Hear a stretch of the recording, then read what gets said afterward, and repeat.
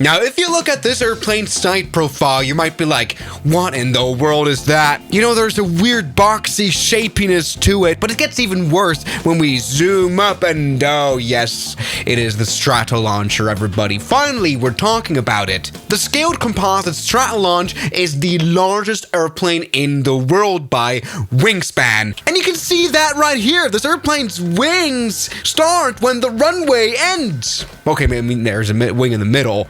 But you know what I mean? This right here is 385 feet, 117 meters of wingspan.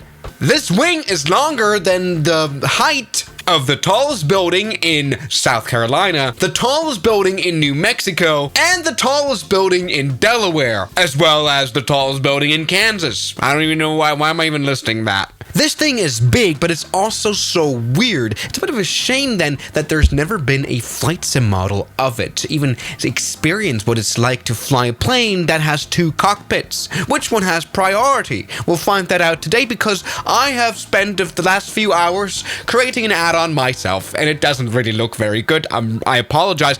And you may think, oh Swiss, you made an extremely ugly looking nose and stuff like that, but that's generally how the plane looks like in real life. Okay, I mean, yes, it doesn't, it's not as maybe sharp, but look at the cockpits right here. The two fuselages, something is just really odd looking about this plane. I mean, yes, of course, look at this weird shape right here. Anyway, this model wasn't necessarily hard to create. Why? Because I could steal all the parts. Back when the company Stratolaunch was designing the plane, they bought two Boeing 747s. To slaughter them, they took away its engines, the Pratt & Whitney PW4000, and hung 6 of these engines under the wings, very far apart. Something else they took is the landing gear of the 747. This is just the landing gear of the 747. Wasn't hard to make this add-on at all. Now, of course, the wings were newly designed as well as the fuselage, and yes, I made the cockpit of this plane look like this. This is just the 747-400 cockpit, whereas in real life, it looks like this. Interestingly enough, very much close to the 747 because lots of the donor parts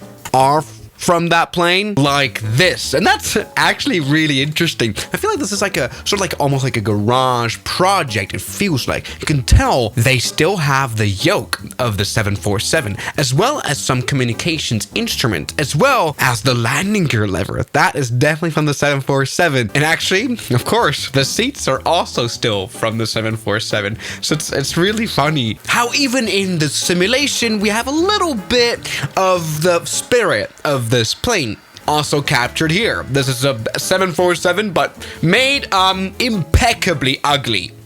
Oh my god. Now you may ask, well Swiss, we've got two fuselages, two cockpits. Where is the cockpit? Well, in real life, it's actually on the right fuselage. And you can tell that also by there being a sort of like a measuring thing. I don't even know what that is. Probably for measuring airspeed or something like that. And by the fact that the left windows right here are like sort of like blocked. They have like a sun blocker, and the right one is where pilots see out of. For fun's sake, I put the cockpit of this plane into the left fuselage, you know, because I thought it would be fun. Something that is probably not very fun is probably keeping this airplane on center line or on a taxiway. First of all, it won't fit on any taxiways. At least practically. And also, I've just realized I've made an untaxiable airplane because these landing gears need to steer as well. I think I've done something wrong here with the add-on making. Just having these two nose landing gears isn't enough. Anyway, my point was, oh no, it's obviously super hard to even get this airplane on center line because like when you're in the cockpit, you don't want to be over the center of the runway like you normally would. But anyway, let's get to the point of this airplane. Obviously, it's supposed to launch rockets into the sky while flying right here in the middle. And that would look cinematic just like this. You would climb up to a certain altitude and then you would drop and then it would give power and then it can fly. This idea has been thought of a lot before. For example, there's also the Virgin Orbit program, which would have a 747 to carry a rocket under its wing. You know, that's quite cool, I guess. I don't know if you remember, but there was also another Virgin Galactic program, which is still a thing, where they would have this one, the White Knight 2, carry this one, the Spaceship 2, and then release it while flying so the Spaceship 2 can fly. It's made by the same company, the Scaled Composites. I don't know what any of those planes really do now. This one hasn't been launched since 2024, but we all know, okay, this is the purpose now. Carry a rocket. But I kind of want to see, what can this thing carry? We've got 6 747 engines. I reckon there must be a little bit of performance right here. Oh yes, what a Swiss Air 1 classic. What could we carry? Okay, yeah, Swiss Air 1, nice try. That is an Airbus A320, which fuselage-wise fits quite well, and you can now really tell how bad my modeling is in comparison to this. Anyway, yes, this does fit, but not really wingspan-wise, but we can just ignore that for now. What I found out is interesting. This airplane without any load is pretty light. The empty weight is just 500,000 pounds, whereas the maximum takeoff weight is 1.3 million pounds, which is very close to what the Antonov An-225 can weigh. It's absolutely insane. So let's say the A320 weighs 80 tons, which is very heavy for an A320. It doesn't care. This plane won't care. That is, of course, partly because of these 3 engines, but also this wing being longer than the entire continent of the Americas. Now, I do say, I'm finding this airplane incredibly hard to steer. You know, once again. Okay, maybe we just have to focus that we have to stay right here. This is our tunnel. We can't move to the right, but I kind of just instinctively want to do that. Anyway, come on. All is looking good. We can take off. Nope, no problem. We do need a lot of speed, though. Maybe I designed the airplane very poorly as well. That could very much be.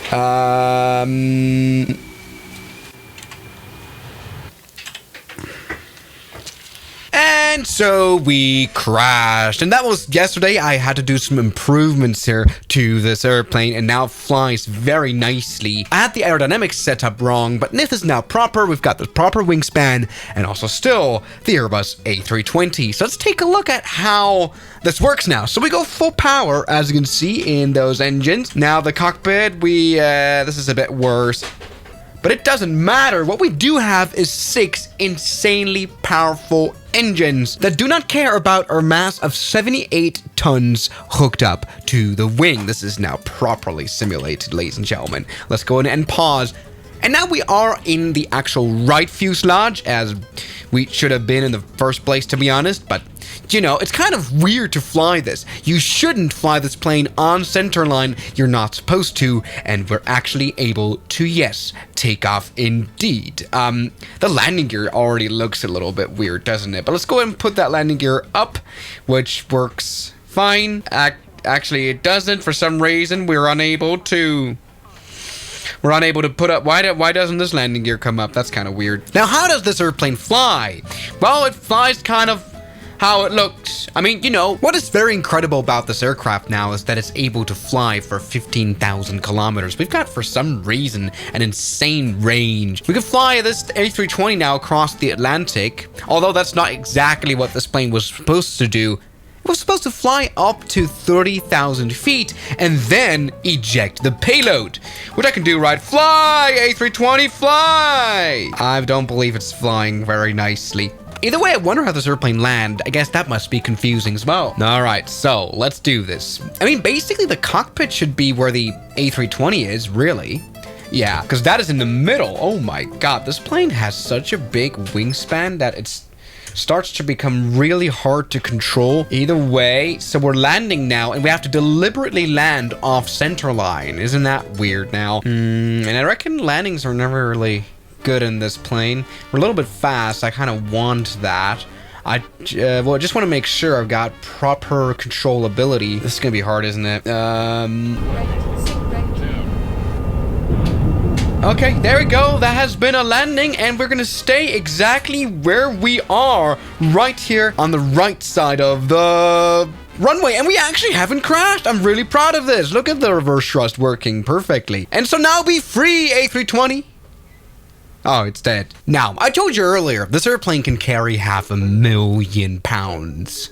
It's actually hard to find stuff that even fits in between the fuselages and the ground. I mean, honestly, this could be like a new business idea for the Stratolauncher. Not only be able to launch things and magically make them disappear, but actually transport stuff. But obviously things that are much bigger than this cargo container, of course. Okay, maybe we're stretching it a little bit right here. This right here is about, let's say this weighs 1,000 tons, which is actually more than twice the weight that this thing could carry, this airplane. But would it? Let's go ahead and just tone down right here on the fuel, and then we might not be that bad off, I think. I think this puts into perspective of how huge this airplane is. We're at Los Angeles, this extremely big and long runway, and still the wings hang over the actual runway itself as well, so it's pretty ridiculous. Yes, 1,000,000 pounds right here. This thing is considered as a fuel tank, which definitely overdoes what this airplane can do, and that's really interesting now, I guess. Right, I'm starting to see a little bit of a problem right here. Now, of course, you don't only have the problem that this thing needs to create lift, we also have the issue, of course, that we've got a lot of bending moments now here in the middle. I don't know if this is any proper experiment that has any use, because after all, this airplane is only ever supposed to transport rockets, but they can be heavy, so maybe this is interesting. You know what, if we've got an aircraft carrier as a rocket at some point, you know? Maybe we need them in this video's turned into absolute stupidity. So 140 knots right there, 140 knots, there we go. And we're actually able to get the nose wheel off the ground first. Great. Let's not leave the runway. Make sure the ship stays nicely here above the center line. And of course, this doesn't necessarily work. Oh, actually, tire blown. That's fine. Actually, yes. After crashing through, this looks absolutely stupid. Look at this, ladies and gentlemen. We have actually done it. And we can now drop our load to make this a little bit simple. Oh, wow. All right. Now that is a lot more lifting we got.